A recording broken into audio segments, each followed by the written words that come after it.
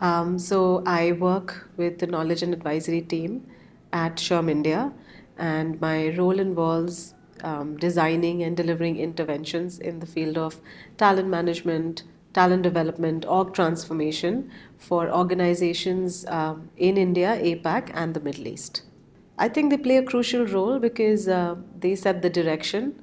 A compelling vision tells employees what their organization is heading towards. Um, Mission is how you will get there. So I think those two statements sometimes give you the direction that you need, and it really help you connect with the purpose, your own purpose, and the organization's larger purpose as well. So for me, it'll be the starting point.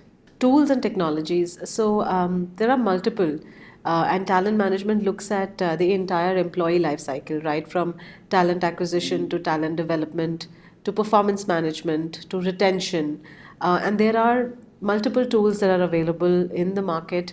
Um, for starters, I think the choice is between whether to go for an integrated human capital management solution or look at something which is best of the breed, which means that we look at a piece of software for a different HR process. So it really depends on the size and the growth of and maturity of the organization, where they are in their life cycle, and based on that, make the right selection of the HR technology that you would want to use to really look at your entire talent management cycle. In 10 years, I think a lot of the tasks that we are doing today manually would be done by bots. I think AI will take over. A lot of challenges that we currently face will be solved by technology, and we will have more time to have more meaningful conversations with our business stakeholders. So that way, I think HR professionals will play a greater role in really bringing about organization transformation in 2030, right? Yeah, I just spoke about it. What would HR look like in 2030? I think technology trends, of course, are going to change at the lightning speed. So there'll be more adoption of technology. In fact, we've already started seeing that in the wake of generative AI. So a lot of the HR processes will have to quickly get transformed. They'll have to become digital. Um, there will be a greater human machine collaboration. That's what I foresee. And there will be a greater focus on inclusion. That's what I foresee today. Some of them, yes. The challenge of attracting the right talent is fairly common across different organizations. If you are in a tech space, then there is a greater war for tech talent. So yeah, some of those problems and challenges are common. However, some of them are unique as well. Right approach. Now it'll actually be very contextual to the organization, um, the industry, the size, the scale, the people. You know that will play a role. However, talent management is certainly looking at the entire employee life cycle and looking at it holistically such that you are elevating the employee experience and taking it to a more human experience for the employee.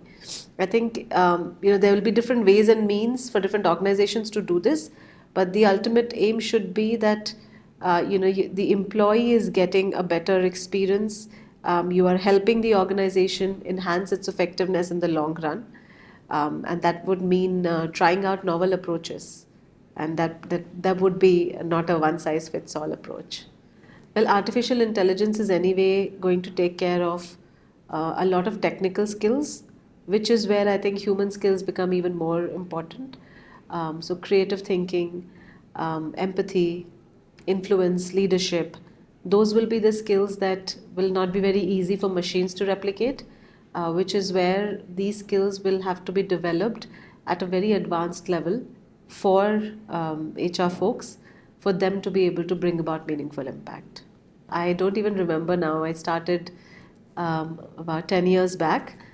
I think the first time I went on a trek, it was more for fun with a bunch of friends. But as I went on that journey, I realized that there was a lot that you were learning about oneself, about yourself in the process, right? So I didn't know how much endurance I had. I didn't know how much mental strength I had. There were a lot of challenges that I went through the first time. In fact, when I was descending, I tore my ankle ligament. I sprained my ankle, and it led to a torn ligament, which took about a year to repair and recover.